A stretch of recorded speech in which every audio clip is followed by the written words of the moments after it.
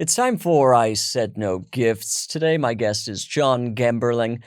Look at this. He brought me this. If you want to know what it is, watch the episode.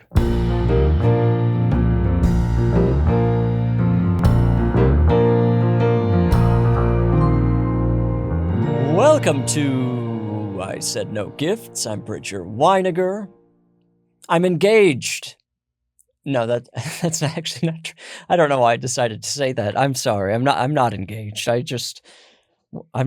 apologize. Actually, I don't know why I said I'm engaged, but I'm not engaged. I'm not engaged to be married. Why did I say that? I don't know. We're here in the studio. The podcast is steamier than ever. What's going on in my life? I went the wrong direction for dinner, but I wanted a club sandwich. So I showed up right as we were supposed to begin recording, so that's my fault. But I did have the club sandwich and a rushed diner dinner. So there's that. Last night I tried to watch a documentary is a kind word, a documentary about Amelia Earhart and turned it off. I don't know. I think that's her private life. Wherever she went, that's none of my business. So I'm done. Enough. So that brings us to today. Patreon still exists. Patreon.com/ISaidNoGifts.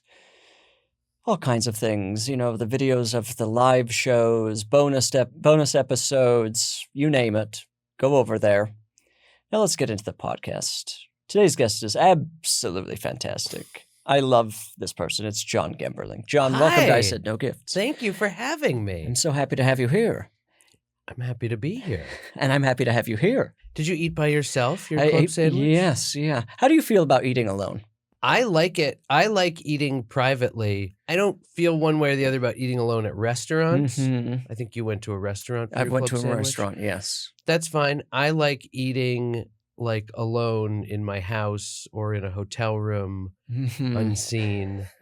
I like to watch something. I'm kind of the opposite. I never eat at home. Really? Never. Unless I eat a treat at home, but I don't really eat meals. So I'm eating out all the time. And when my boyfriend's not in town, I just go out to eat. And I read. I like to read while eating. So you sit in restaurants and you read. Oh, yeah. Isn't it expensive, though? Well, I'm not going to super expensive places. Right. I mean, the most expensive, like on a regular night, would be Clark Street Diner, which, as far as diner prices go, is not low prices, but that's like the ceiling as far as a weeknight dinner for me. And you eat there rather than take it home. Absolutely. I hate to bring food home.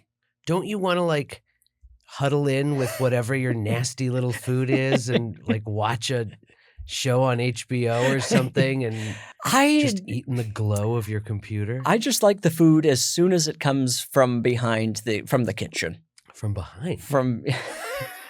When I'm surprised by my meal, I scream. No, I like to, especially with like a French fry, obviously. A lot of foods just don't travel well, and I want it to be as good as possible. And I like being out. I like getting out of the house. Oh, yeah, no. I like the anonymity. When my family, I mean, my wife cooks usually. Okay. But if they're out of town, if I'm by myself, I'll order like. What are you getting? I'm better in recent years. Previously, maybe Domino's, Burger King. Ordering Burger King. Potentially. Okay. Yes. See, that's a line I think that's too far. It's expensive to order Burger King. Yeah, then you're like, oh my God, I just spent $30 on Yeah, it's to me, that math never adds up.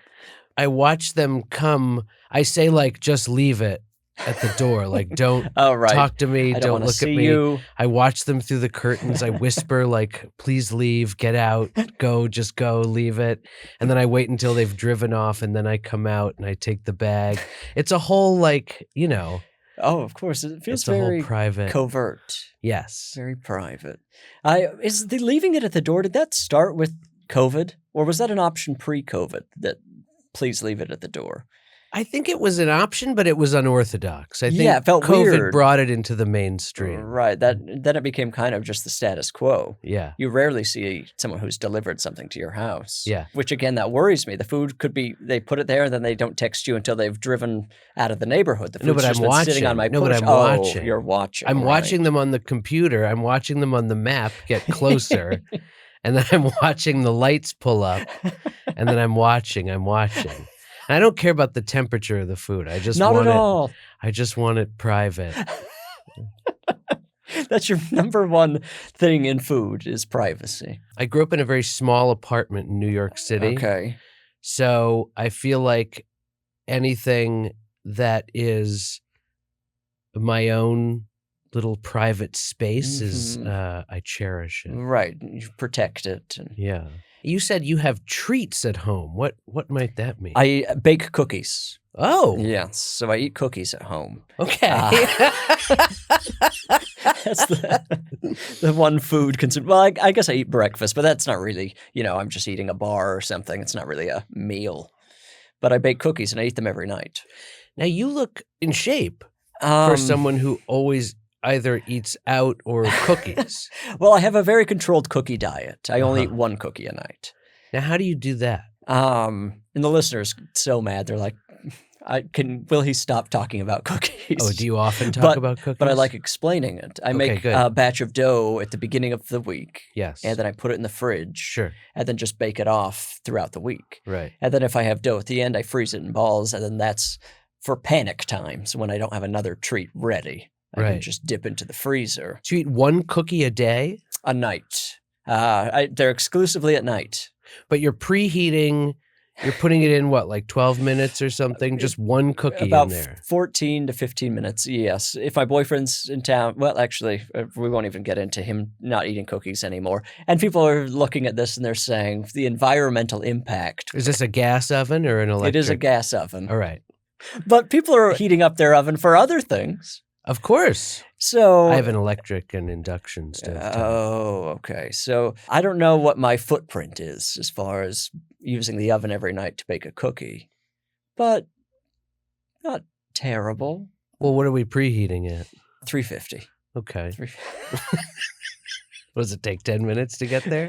That takes about 10 minutes. 10 minutes, nothing's in the oven. Just burning. You can't blame me for that. Everybody has to do the preheat. Right, So but that's a free attack on the earth. fair enough, but some people are preheating for like a whole. For instance, my wife made a bunch of chicken, and that fed 3 people tonight. Well, I mean, that's not my problem. And she doesn't essentially. preheat it. She just puts it in, waits till it's warm. She doesn't care. Interesting. Yeah. The chicken's already cooked. She's just warming it up. No. She doesn't care with chicken. She'll just throw it in and leave it until it looks good to her. I guess that works for chicken, right? Yeah. Because you Baked just goods will preheat. baked. Like if we're making cookies, we'll preheat. I'm not saying we never preheat. Oh, you will. Okay, I thought you were telling me throw the cookie in before it's heated, and then I was going to say, John. No, I wouldn't. I wouldn't say dare that. you. That would be. I've been making cookies a long time, and I don't know even know what to say at this point. I'm a climate criminal. Well, I guess I'm a little late to the party, but I agree. That sounds like a big waste and a shame. Do you have a favorite treat? I like overeating. My wife is very into like looking into Andrea. I'll just call her Andrea from here on out instead of saying my wife over and over again. Andrea's into like the best place, like Right. looking up what's the best, what's recommended, Mhm. what has a picture on Instagram and is highly rated. I have a hard time sitting down and eating something that I have an expectation about from something else. Like, oh, this is supposed to be the best. Right. And the whole time I'm going through the process of being like, is this the best? Is this just okay? I would rather just eat something and have a large quantity of it and Right. discover that I like it. I'm somewhere in between, I would say. I feel like having too many expectations, it could be an evening ruining experience. Yeah. But it feels almost impossible to go to a restaurant without some prior knowledge now. I remember, like, as a kid, my parents would see a new restaurant and we'd be like, let's go try it, Right. knowing no information about it. But now I go in to any place with some expectation. But I also don't really need the best of anything. Yeah.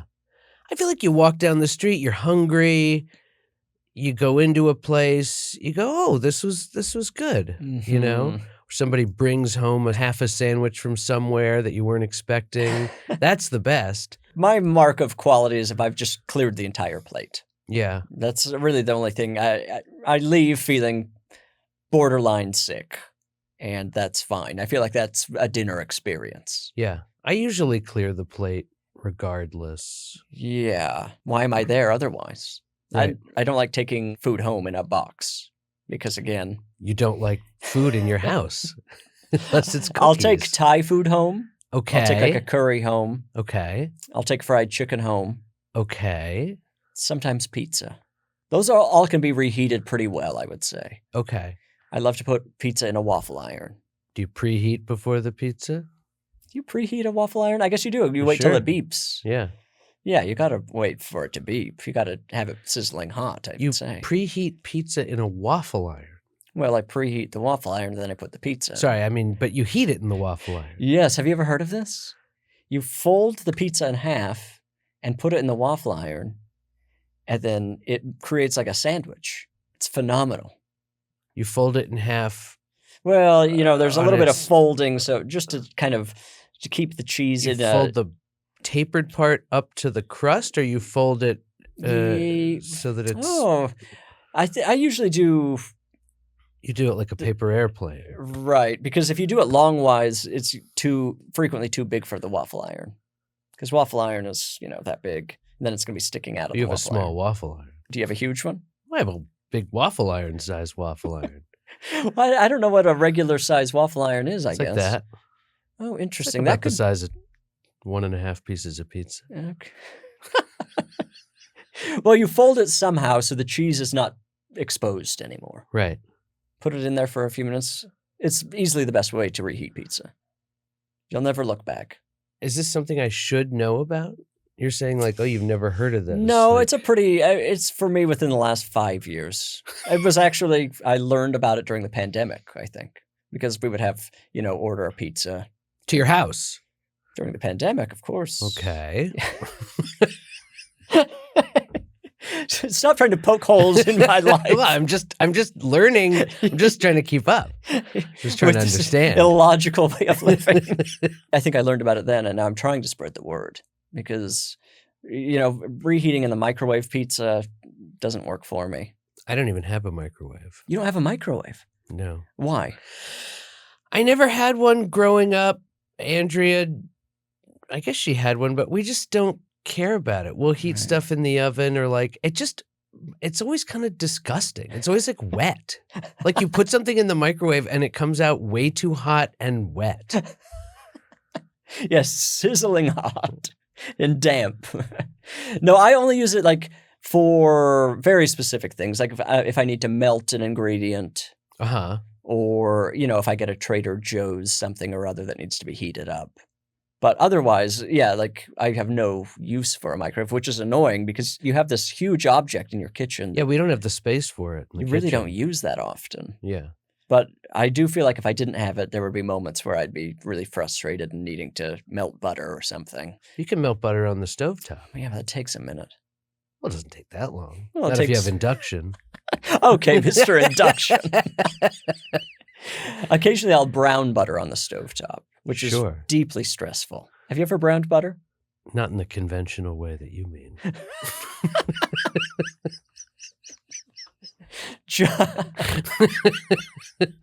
Moving on.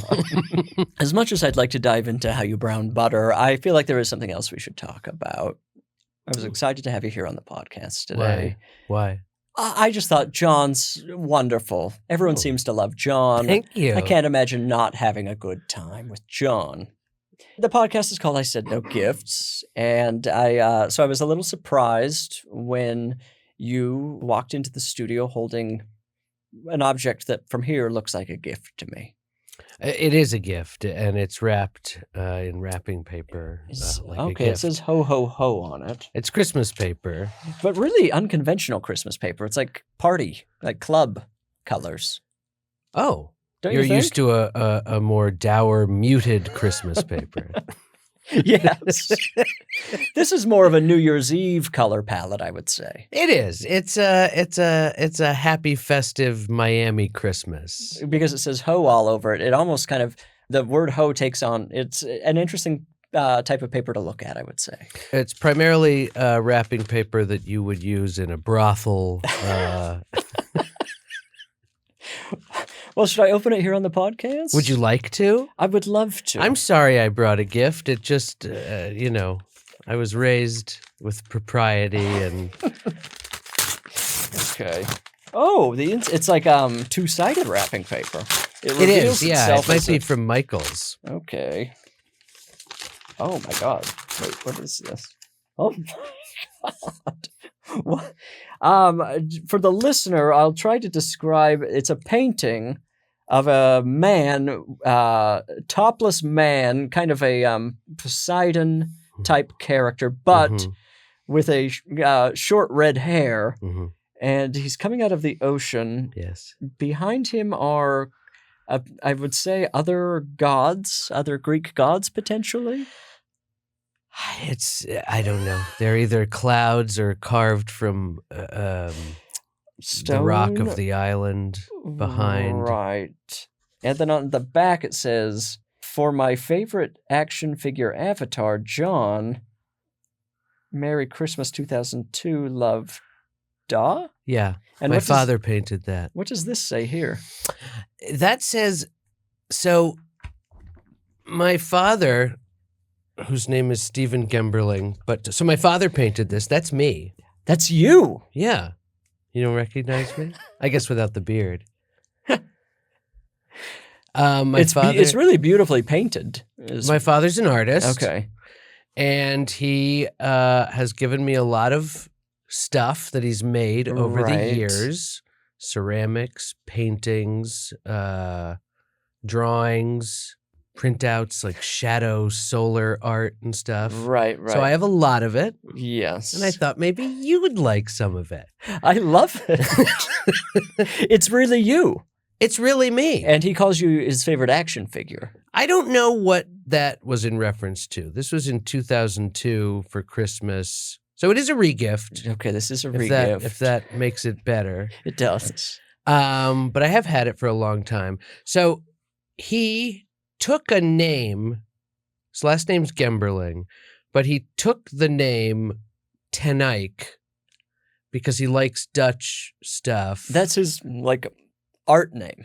I guess, yeah. He didn't like his name. He wanted a new name. He didn't like his family, so he renamed himself, and he likes the Dutch. And so this is a T that is made into an E to stand for Tenike. Okay.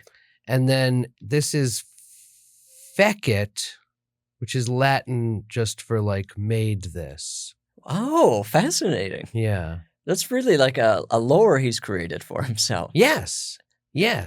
And yeah, this is some kind of Poseidon-y. I'm holding a staff with a serpent, and the waves are licking against my chest. And You're looking very sexy. Yeah. And my dad loves rendering me. There's a lot of sculptures of me as a cherub, Wow. a winged baby, or like a little like Fauntleroy Lord. Oh my God. That's my father there. That's his okay. Like likeness. among the carved out or the clouds or what have you behind him. You. Yeah. And then do you know who the rest of these people are? I think they would probably be some kind of mythical or biblical people, but I don't know. You'll have to.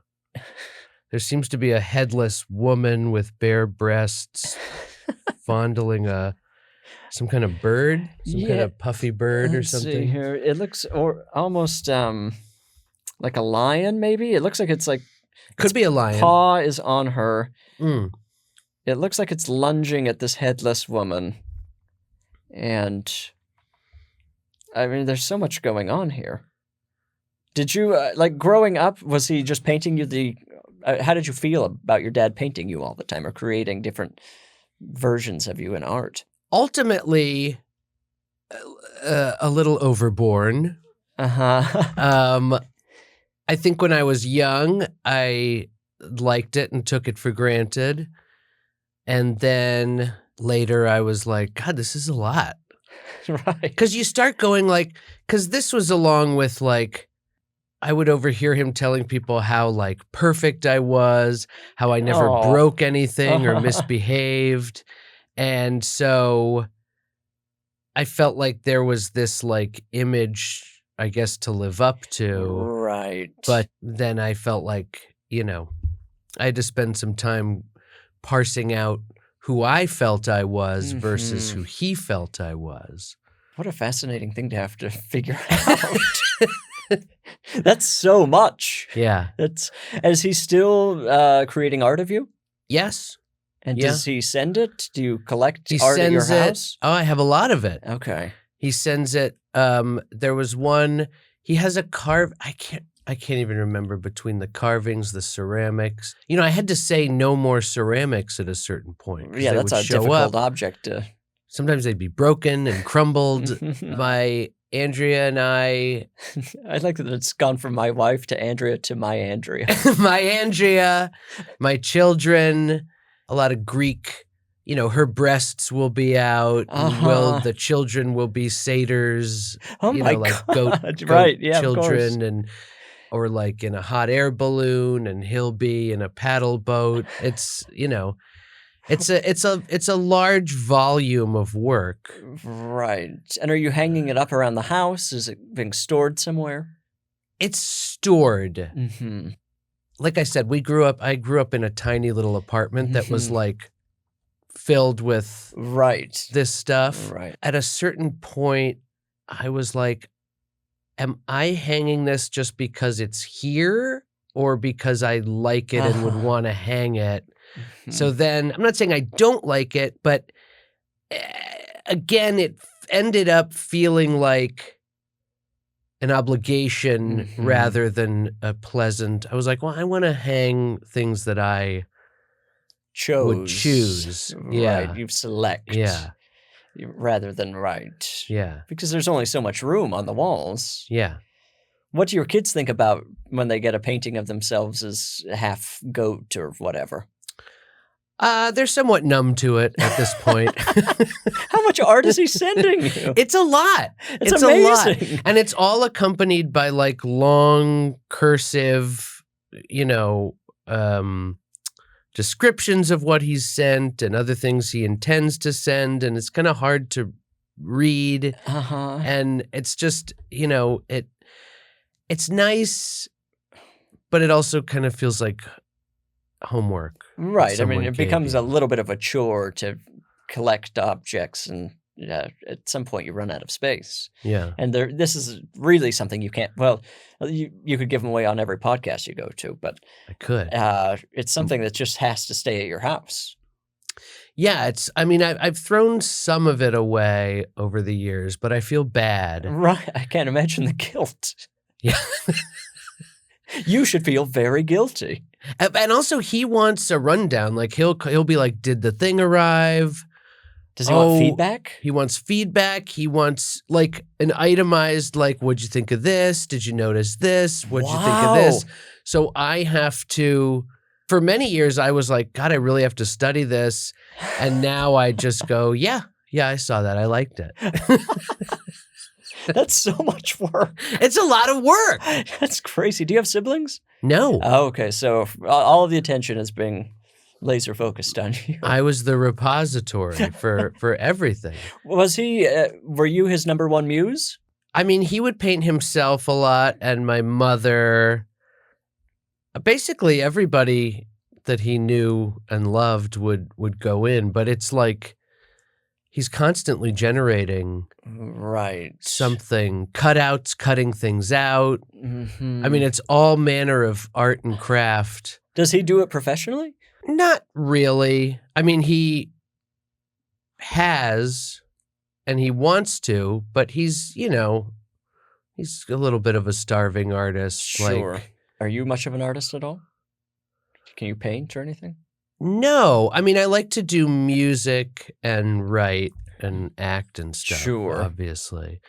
But I don't really draw or paint. I used to like to draw a little, but I don't know. I kind of feel like I have a friend whose father was a musician, and he almost like you kind of get a blockage there. Like he wasn't interested in music because of that. Right. So like I liked drawing, but I don't know. It felt like not my area. Right. I feel like as a child of an artist or something, it feels very on or off. It doesn't feel like there's a lot of middle ground to just kind of dabble. Yeah. Like you either love it or you kind of almost rebel against it or something. Also, I saw him generate so much stuff, and then it just ended up in a pile of stuff, you know. Being sent to an ungrateful son. Yes, exactly. And so I knew how much I was glazing over looking at it. It didn't feel like a path to the kind of recognition that I was looking for in my creativity. Right. That's understandable. That's totally understandable. Was your mom an artist? No, No. She was a teacher. Okay. What sort of teacher? She taught, well, they met actually at the Lexington School for the Deaf in the 70s. That's incredible. I didn't realize there was this thing where you were kind of assigned to a job if you were objecting. You had to do a service. Oh. He like officially was like, I don't want to go to war. He had to present to a tribunal or something, and then they assigned him a duty. That's fascinating. Yeah. How interesting. And your mom just wanted to teach there. I guess she wanted to teach. Yeah. Ultimately, she ended up teaching at a nursery school, and then she became the director of the nursery school. Okay. And I attended the nursery school. Oh, teacher's pet. Yes. I would sneak off and go to her office for hugs during the day. That's so sweet. That's very cute. Oh, that's like every parent's dream to be the head of the school, I think. Or maybe not. I'm not a parent, but the more I hear from friends and family, I'm like, oh, some time apart is nice. Yeah, I wouldn't want to be the head of my children's school. Right. This is strange because I just got this painting pretty recently. Oh, wow. Another redheaded person. Nice. This Who's is that? Nobody knows. Michael Urey brought that. He got it in Palm Springs. Okay. And it's a bigger painting than I brought. it's starting to feel like because this painting also has red hair. It's like I'm starting to collect just paintings of myself. Felt like a good idea to bring a painting, but it really blew up in your face. Yeah. We'll have to throw this one away. No, I think this is fantastic. It's very very of the moment with the Odyssey. People are out there watching the Odyssey. Oh, yes. Did you see this movie? I did see the Odyssey. What did you think of it? I liked it. I like the story of the Odyssey. It's weird calling it a book.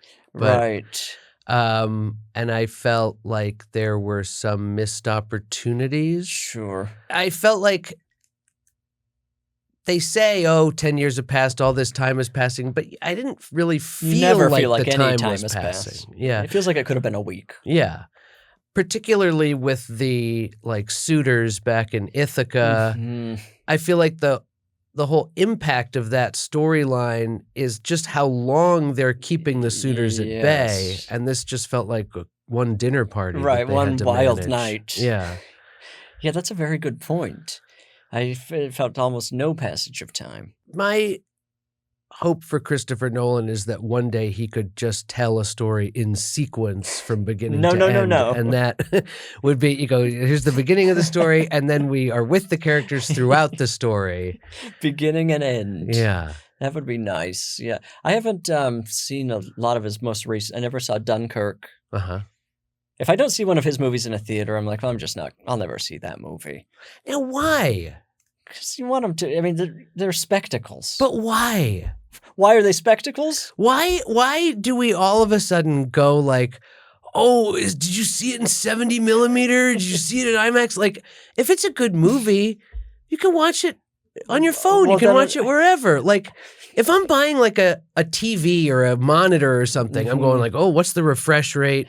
What's the aspect rate? What's the usable screen area? What's the, resolution and all that? Now I have to worry about that at the theater? Like, what's the refresh rate in the theater that I'm seeing the movie I'm not at? putting that work in. I'm just going to the theater. You take care of it. I'm at the theater. I sit down. You show me the movie. I do hate to get into the app or whatever, and there are 9 different types of theaters I could watch the movie. You got the laser. You got the extra, the IMAX, the reclining seats. And for me, they're almost all the same experience. And people go, oh, you got to see it in IMAX because it cuts off. If you see it the other way, it cuts off the top and bottom or whatever. I go, oh, why does it do that? Oh, because the IMAX is square. Yeah. Well, why is it square? Movies are 16 by 9 rectangles. With the IMAX, if they wanted a bigger thing, well, I mean, I guess they just wanted a taller picture.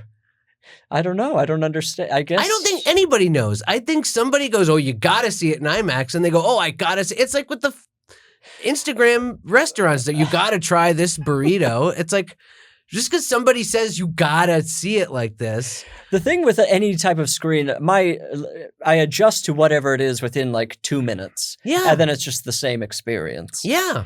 Except for I was at third row at IMAX for the Odyssey, and you never adjust to being on the third row. You're just... Was it pleasant? It was totally pleasant. It was an absolute picnic. My body has never felt better leaving a theater. I guess the reason I like a Christopher Nolan movie, maybe this just speaks to, and God bless, maybe his movies aren't that compelling to me. And so unless I'm trapped in a movie theater at home, half an hour in, I'm going to be like, where are we in the timeline? Why do I care? Right. I'm moving on. Whereas a lot of movies, I'm happy to watch them at home. I mean, people were going, oh, Oppenheimer, you got to see it in IMAX. No. Why? They're sitting in an office. In a very small, dour office. Small side boardroom. Well, you got to see, because you're cut off. You can't see their legs under the table if you don't see it in IMAX. They're cut off. You got to see the shoes. You can look from his shoes to the top of his head. I mean, in that one, we have kind of a famous explosion. Yes. But that's a very small part of the movie. The rest of it is very much just like a workplace comedy. Yeah. It's like, who cares? I mean, at least with the Odyssey, it's like, oh, this is all going to be some sort of visual something or other. Yeah. But again, 3 minutes in, you're just like, oh, I'm watching a movie. It's on a movie screen. I like the special effect. I like the Cyclops and I love the pigs Cyclops and stuff. There were little episodes within it that I would love to see again, but I never need to see the whole thing again. Right. The Cyclops was actually kind of spooky. Yeah. But overall, once it was over, I was like, okay, I'll go home and nothing has changed in my life. Yeah. Except for I can say I saw the movie now, which I guess is part of it, just being everyone else has seen it. He did the Goya painting inspiration for the Cyclops. Oh, I didn't know that. The Goya Saturn eating his son. Oh, interesting. A reference to that. Yeah. So he ripped it off. It's like, if you're doing the Cyclops, you got to do the Goya painting. Right, because it's very spooky, that painting. Yeah. Interesting. Whatever. I mean, he would have been remiss if he didn't do the Goya. I would have called him out. Yeah. I feel very lucky that, audio-wise, visual-wise, I can't notice much of a difference in anything because there are people who are, who have to have such crystal clear audio or, such perfect picture. I can do, fairly middle ground stuff and I'm happy with it. You're saying you could watch a movie with poor audio. Fine audio. Some people, to be an audio snob seems like hell to me. Well, that's the other thing with the IMAX. The camera is so loud that they have to They have to do all this stuff. They put it in a case or something. They have to put it in a case. They have to denoise the audio or what a hassle. I know. I've never cared about IMAX. You're taking a stand. I don't think anybody cares about IMAX as much as they want you to believe. Yeah. And I think people should go to movies. Of course, I think going to the movie theater is great and wonderful, and it's a struggling business. So, but I don't think it makes that much of a difference for anyone when they're watching an IMAX movie. I don't know why it would. I really don't. The things that people are apparently noticing are things that just absolutely go over my head or wouldn't have even occurred to see in the movie. Like what? The bottom and the top of the screen. Yeah. There's only so much I don't want to be looking around the screen while watching the movie. I want to just watch the movie. People are really like dogs with social media and all this stuff. I feel like it's just like if they get told that they're missing something, they like start getting frantic.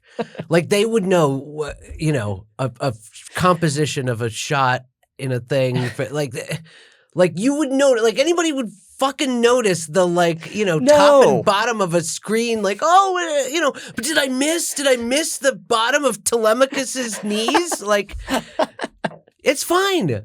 Who cares? Yeah, if somebody hadn't said before, you never would have even thought about it. That's the world we're living in. It's very like, I don't want to miss anything. And then, but we make, the stuff that we make is designed to make people feel like they can't miss it. Right. Well, and when you make something, you don't want anybody to miss any part of it. Yes, but I don't want them to be excited about it simply on the grounds that they have a false sense of exclusivity in seeing it a certain way. Creating their little club because they noticed something. Yeah. That's such irritating behavior. Yeah. And it's a way to kind of just ruin things for yourself. Yeah. Looking for every single thing and essentially just disassembling it in order to tell people you noticed something. Yeah. Well, there's no solution. The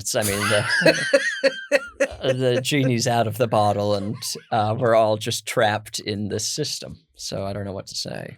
I don't know. I think we can find our way out of the How? system. Well, I think time. Okay. I think time will tell.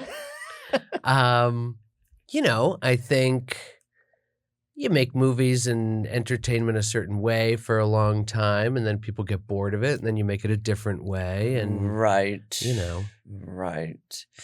Just You time. just have to sit through it and wait for it to either totally collapse or for people to get bored. Yeah. Well, I've got this beautiful little painting now. I think we'll have to find a place to keep it. Let me ask you this. So is this your dedicated recording room? Yes. So nobody else comes in here? No, other podcasts do come through here. And is this stuff here when they... No, the wonderful crew sets it up when I'm here. So what happens with all these gifts when you're not here? I forget about them. But where do they go? I don't want to know. They go in some sort of case and vanish from my life. Now, is this going to go in your garage, or is this No, this is going to gonna stay here. This is going to stay in the studio? Yes, this is Now, going to be part of... This is a temporary place you've leaned it for Yes. now, clearly. Well, this feels... this could be right. I mean, yeah, but anybody you move Yeah. this and that's not... You're going to have to make some it's space. probably either going to go on this shelf behind you here. I don't like that. Yeah, where would you like it to be? I think maybe just right where that painting is. Maybe just right in front of it. Is kind of a good featured spot. What would be your number 2 choice? Maybe right over there in front of those pictures, in front of that stuff. This could use a refresh. I think so. So we might move some of this around, and this will be the new part of the studio. Okay. This I don't like just because I can't see it. Right. That's been kind of looming behind you this whole time. What's the poo is through redneck plunger? That. Rob Hubel brought that, and it's a toilet plunger that shoots, or makes a gun noise. That's but cool. It's shaped like a rifle, yeah. It's a cool thing to have in any home. I snaked at my toilet today. Oh, you did? I bought a snake a couple months ago. Because the pipes were clogged up? Yes, because the toilet was clogged and it was so persistent that a plunger wouldn't work. Wow, that's a real toilet issue. And we thought, should we call a plumber? They're going to charge us Hundreds of $200, dollars. yeah, to snake it. Right.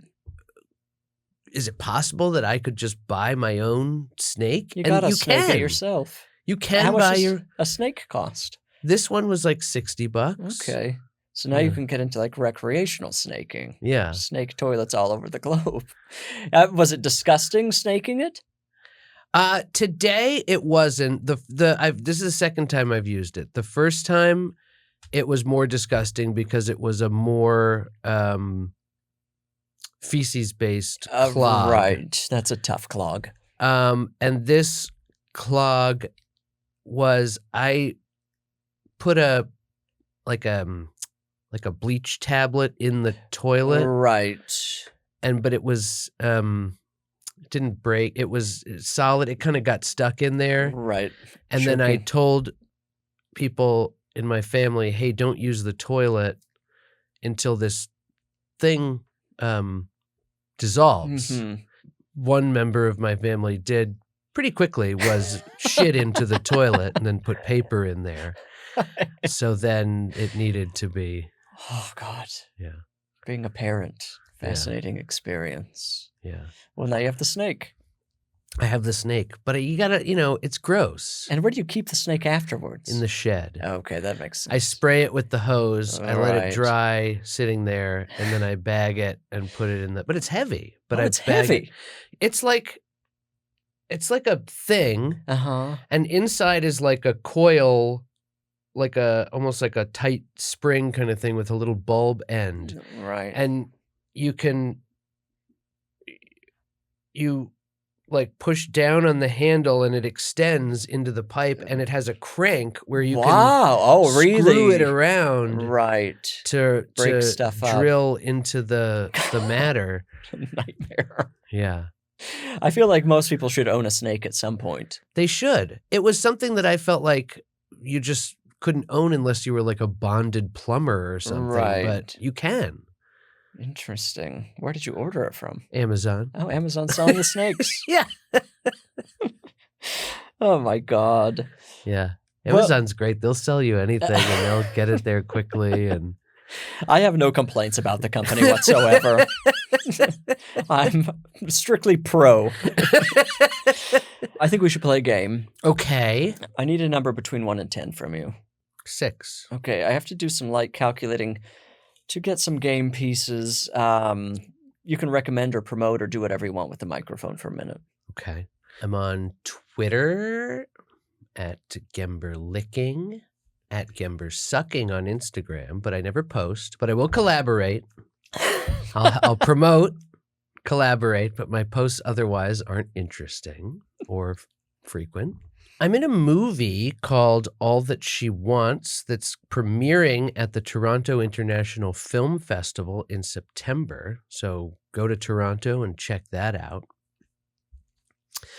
I do voices in the show Crepopolis and Mating Season. So you should watch those, but look up the ones that I'm in because those are the ones that I get residuals for. Let's see. I wrote a movie with my wife, Andrea, that we're trying to make, but we don't have financing or anything. So when we make that, I encourage you to come see it because it's really funny. Just got AT&T fiber, and it's. This has been a sneak AT&T commercial the entire time. You've just been biding your time. Let me tell you something. It's the same speed, 1 gigabit, as the Spectrum. Spectrum had edged up to $131 a month. Oh my God! These guys, AT&T, are charging me $30. Whoa! Spectrum was coaxial. This is fiber. This is fiber optic speed of light. $30 a month. My download speed didn't improve much, but my upload speed went through the roof. My upload speed's the problem. What's your upload speed currently? Bad. Everything takes forever. I was at 40 or so megabits per second. Now I'm up to 200-300. Oh my God. Yeah. Wow. Thank you, AT&T. Yeah. Company that's we're both making a lot of money from. They're writing a check now. I don't even care. I mean, they're giving me such a good deal. You got to keep your eye on the bill. Yeah. They'll sneak it up. That's what's happened to me in Spectrum. They said it might go up in a year, but I should call them and insist, and they'll put it back. The fact that like the people working in the company are like, we're going to try to rip you off. Call us and we won't rip you off. It's so crazy. Yeah. It's the new customer service, is the employee protects you from the company. It does feel like customer service people now are like, yeah, I hate being here and I hate the company. Here's what you need to do. Yeah. Do you think they're allowed a certain amount of leeway, or do they just take liberties? That's a good question. I wonder if I think it's leeway. I think these companies are also like, well, we need people to work here. Yeah. But it does feel like a lot of customer service people are much more on my side at this point because everyone's just like, well, things are just so awful. Yeah. I don't want you to get ripped off either. Here, so let me keep you from being cheated by AT&T. And that's nice. And there's a new kind of egalitarian community that's forming out of that. Absolutely. It's really uniting us in an interesting way. Okay, we're going to play 2 games. This first one is a little faster. It's called Invite List. Okay. I'm going to start naming celebrities. Okay. You're going to say invited or not invited. Once we get to 10, that's your party. Okay. You can say why not. You don't have to. I'm the 11th. You're the 11th I'm the guest. host. Yes, you're the host. Does that make perfect sense? It does. Okay, great. John Travolta. Yeah, sure. He seems cool. Martin Lawrence. Why would I not have any of these people at the party? They You all only get sound 10. great. But I don't know how many are you going to list? Hundreds? It's up to you once you get to 10. Martin Lawrence, no. I think his best days are behind him. Julie Chen Moonves. Is that Les Moonves's? Well, she's a former news anchor, I think, host Oh. of Big Brother, Les Moonves' wife. Oh, no, I don't know her. Mike Myers. The murderer or the this is a comedian? random list of names, and I saw that, and I truly, the first person that popped into my mind was the murderer. Yeah, okay then. The murderer. Yeah, let's go with the murderer. Do you want, Okay. is Mike Myers the murderer? Yes. Invited? Okay. Yeah.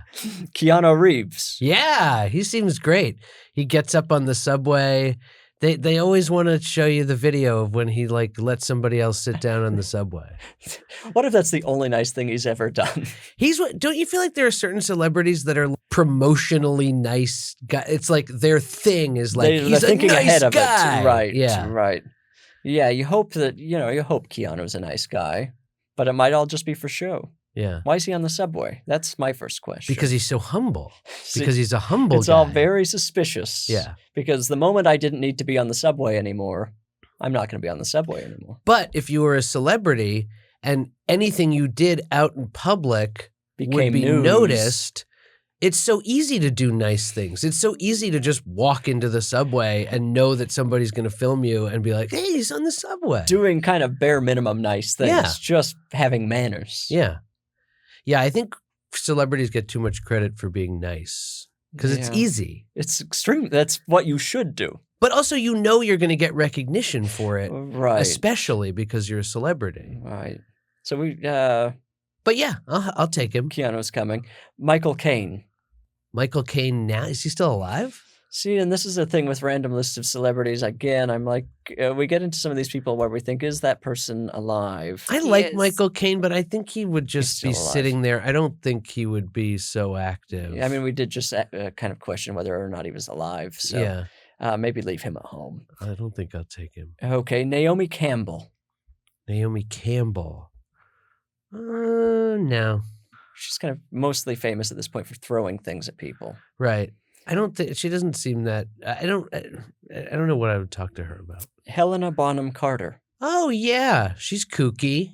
Very kooky. Yeah, I like her. Millie Bobby Brown. No, I don't think I would have a great conversation with her. Taboo from the Black Eyed Peas. He's the third Black Eyed Pea. That's not Fergie or Will.i.am. No. I don't know enough about Taboo. I'm also not, their music was, I wasn't. It wasn't your favorite? I don't, it's not the kind of party I want to have. Lena Dunham. No. I feel like I know. I get it. Right, right. Chip Gaines. Do you know who this is? She had a home remodeling show with his wife called, can't remember the name. They were doing it in Waco, Texas. Is he like a sicko or what's He his seemed deal? like a loser. Okay, no, I don't. Look, was Garth you could have been a Brooks's- huge. Oh, that was Chris Gaines. Chris Gaines. Interesting. I'll take Chris Gaines. Oh, Chris Gaines has got to be at every party. He rocks. Okay, now we've got Joanna Gaines. This is the wife of the person you just didn't invite, so No. Yeah, I'll take her. Bring her. Yeah. The marriage is probably on the rocks. Okay, Earl Sweatshirt. Who's that? He's the rapper. Like, he was originally part of, like, with Tyler, the Creator, and Frank Ocean. Very interesting rapper. Great rapper. Great rapper. But you don't know him. No, so I don't know. Don't invite him. No. Jeff Bezos. Yeah. Okay. Yeah, I'll take him. I want to go to space. I want to go up. You will into do space. anything to get to space. Yeah. I want to go to space. I feel like he would like give me free Prime too. Right. Buying this toilet snake was your first step to getting to space. Jet Li. Jet Li. Yeah, because he'd probably do some tricks and stuff, right? Right, He'll like jump do a off flip. the wall, and I don't want to mess up my house. Is the party at my house? It's up to you. No, I want the party at like indoor, like parkour places. Then Jet Li can show us Like a what he's trampoline got. park? Yeah. Perfect. Candace Bergen. Oh yeah, I used to love Murphy Brown. Mm-hmm. I'd watch Murphy Brown with my mom and dad. We all loved Murphy Brown. She's great. She's great. She's the daughter of Edgar Bergen, who who was a ventriloquist, I had the didn't know Charlie this. McCarthy puppet. Wow. The classic like puppet looking Right, puppet with right. the mouth. The kind of spooky one. She played Morgan Le Fay in a She did. King Arthur movie or something. I love Candace. Ang Lee. And yeah. Okay, don't want an artful director, okay?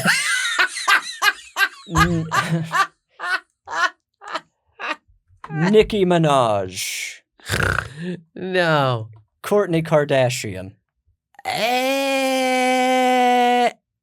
She's the like. Don't ask me. She's the taller. She's the oldest, tallest one. Yeah, I'd take her. Okay. All right, that's 9. Oh, that's 9. You've got one more. Okay. Eddie Murphy. Well, who's after Eddie Murphy? That's the big question.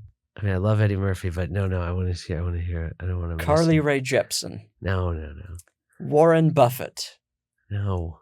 Freddie Highmore. Who's that? Freddie Highmore is the good doctor. What?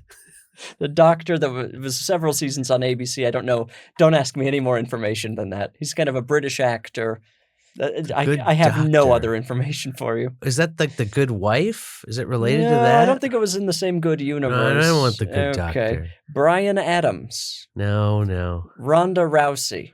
No. Is that how you pronounce her last name? I think so. Brie Larson. No. Rose McGowan. No. Alyssa Milano. No. Christine Baranski.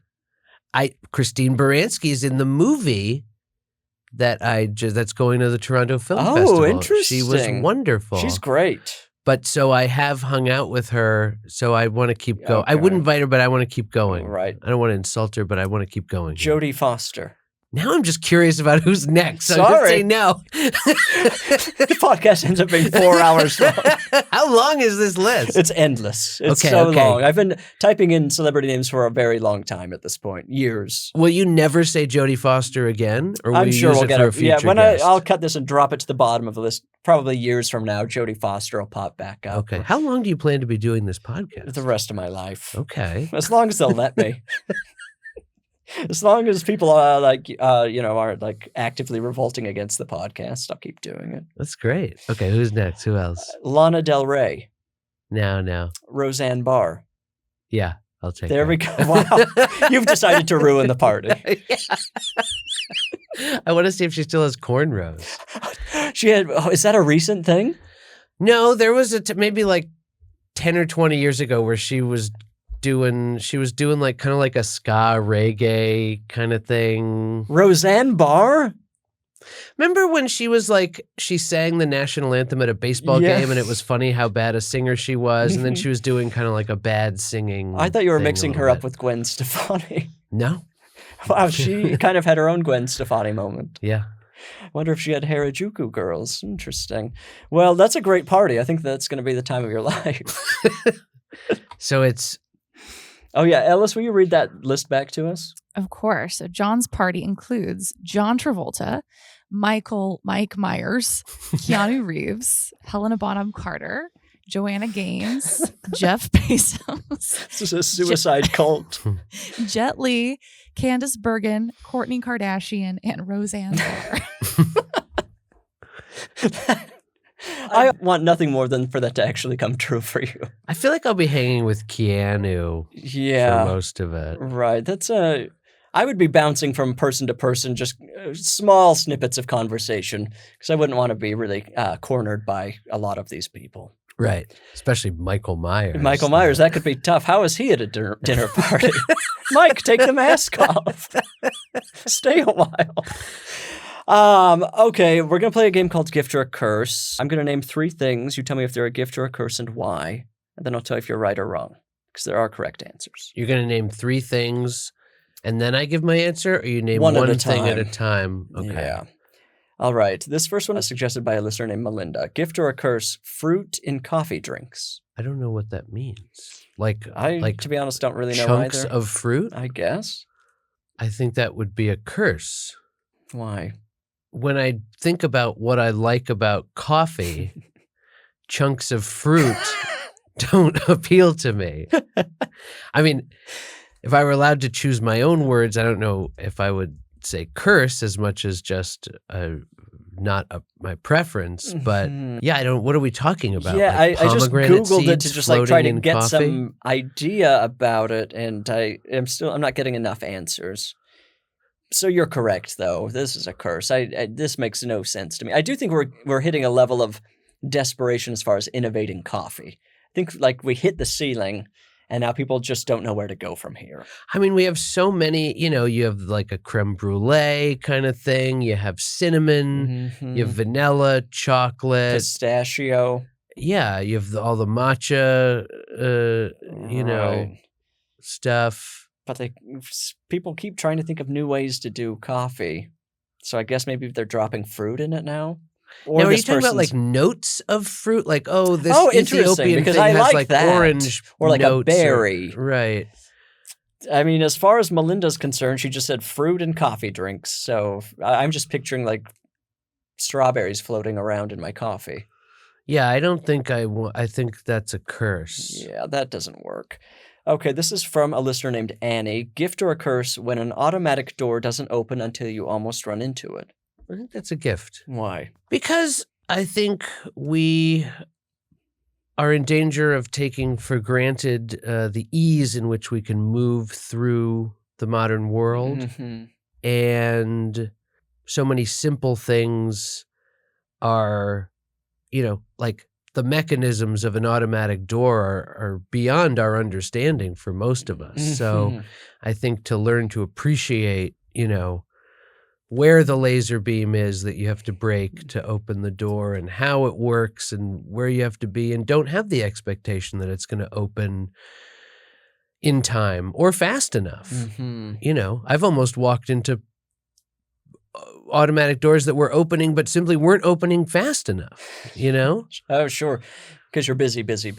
Yeah. And you want to believe that you can walk right through and it'll open for you. Right. And this is what I'm talking about with people's expectations. Like, you're walking towards an automatic door and you want to believe it's designed to have a frictionless entering of the building, right? So you want to believe that you're going to be treated to the ideal experience, which is you don't have to slow down.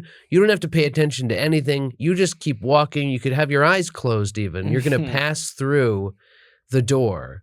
And you get used to that enough, you feel like that's the way things should be. Right. And that you're entitled to the ease of walking through an automatic door. And there are no guarantees.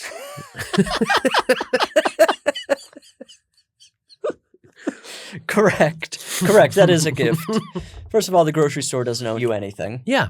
As someone who is doing some climate crimes at home, I think it's a more efficient, I'm glad that it's more efficient. The AC's not leaking out of the store. It's only opening when it absolutely has to. Yes. And then it's closing again. Yes. So I think for me, that's helping shrink my carbon footprint. Great. And I appreciate it.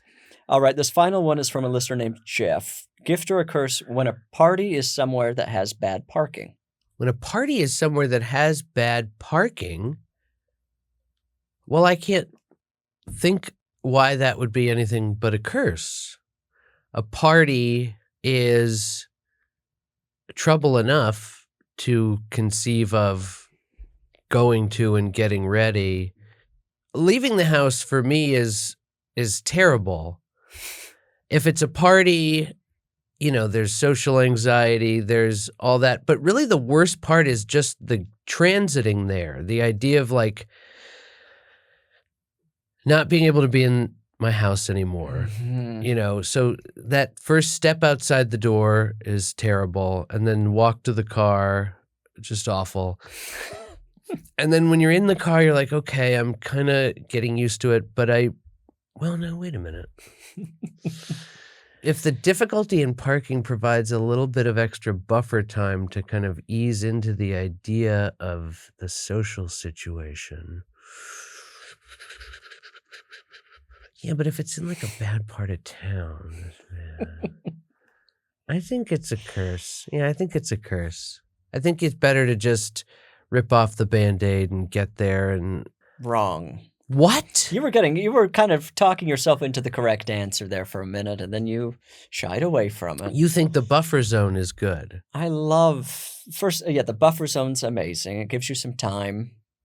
Second of all, I can make hours of small talk out of how difficult it was for me to park. I will talk to everybody at the party about what I've just been through. Right. Then I don't have to think of something to talk about.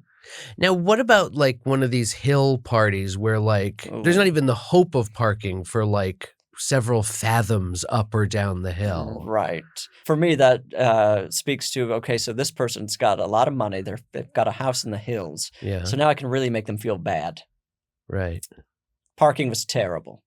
I had a terrible time parking. I've just walked up the hill. And it's a little ammunition I get to take into the party. But they know the parking's going to be bad. And they think that the recompense is what a great party they're throwing and have invited it's going to be you worth to. it.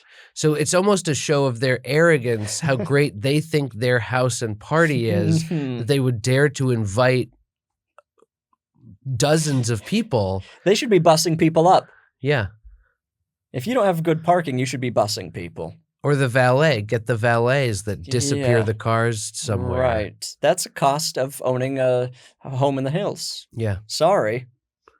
Well, you got that one wrong. I don't know what to tell you. I got the other ones right, though? Got 2 out of 3. That's not too bad. Do people usually get them all right? No. I think most people landed about 2 out of 3. Some people have won. Some people have lost it completely. That's always embarrassing. But that's usually out of panic. Because they start second-guessing themselves. All right. People are writing into isaidnogifts@gmail.com, kind of just begging for answers. Will you help me answer an email? Yes. Okay. This is Bridger and Guest. What should I ask for on my 30th birthday at the end of the month? I feel spoiled year-round by my boyfriend, my parents and brother, and even my boyfriend's family. I'm simply out of ideas, but I know you will come up with something good. That's from Clarissa. Clarissa's getting... apparently just spoiled year-round.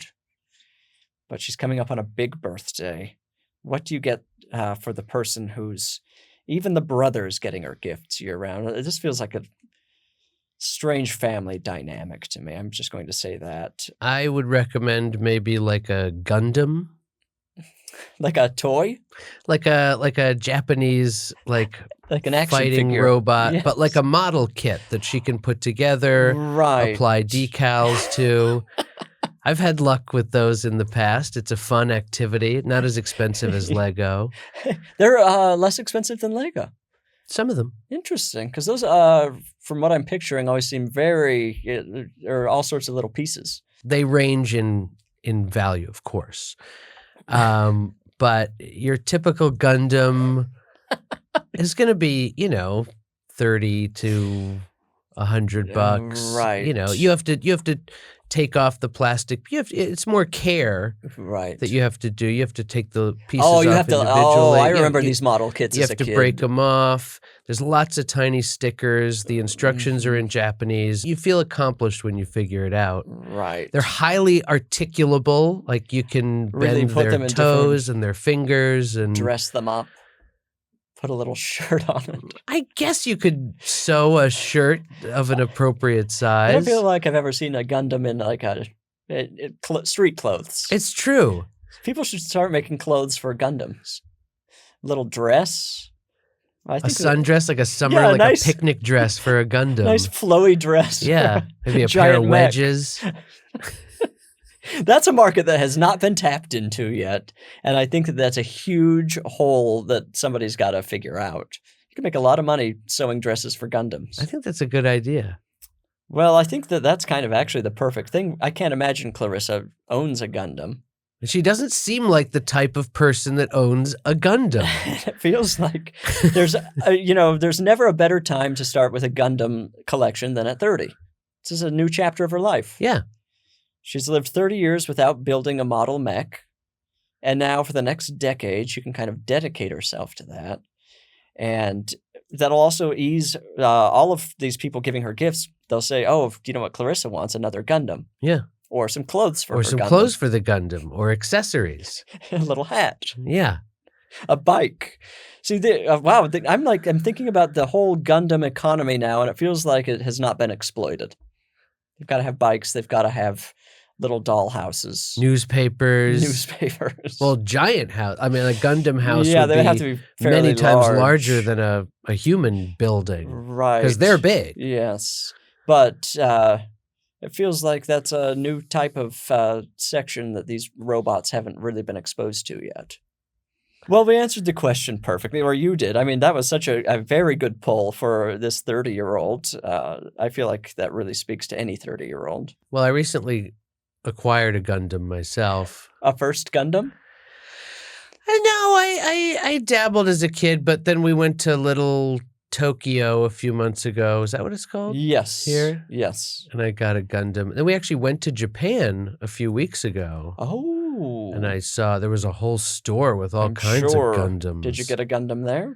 That's a hard thing to carry home. I'm over it now, but they're like full metal, Oh, like right. hundreds of dollars. Very authentic to what a robot would be. Yeah. And I was like, should I get a $400 like all metal, super detailed Gundam? Like, do I love it that much, or am I just in Japan? And it turns out I was just in Japan. Yeah, I think that happens there. Yeah. Next time you go to Japan. Yeah, I mean, I could order it online. Or you too. could order online, but you're getting toilet snakes. Well, I've got a beautiful addition to the studio here. Thank you. Sorry, it's another painting, but I think it's your best one. I hope that the art collection can kind of go through the roof on this podcast. Maybe this will be a new thing, people bringing in art. You never know. I've had such a lovely time with you. And you. Thank you for being here. Listener, the podcast is over, and I would love for you to do something else with your time, so figure it out. I love you. Goodbye.